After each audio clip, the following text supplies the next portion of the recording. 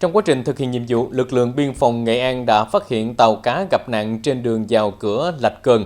Ngay lập tức, đơn vị đã điều động phương tiện cùng cán bộ nhanh chóng cơ động tổ chức cứu hộ, hỗ trợ đưa 5 thuyền viên trên tàu vào bờ an toàn. Theo thông tin ban đầu, vào khoảng 11 giờ 30 phút ngày 19 tháng 5, lực lượng đồn biên phòng Quỳnh Phương, Bộ đội biên phòng tỉnh Nghệ An phát hiện tàu cá do ông Hoàng Văn Lý, 40 tuổi, trú tại khối Hồng Thái, phường Quỳnh Mai, tỉnh Nghệ An, đang di chuyển vào cửa Lạch. Khi chỉ cách bờ khoảng 1 hải lý thì bất ngờ bị sóng lớn đánh chìm. Nhận được tin báo, trạm kiểm soát biên phòng Lạch Cờn đã lập tức kích hoạt phương án cứu hộ cứu nạn khẩn cấp.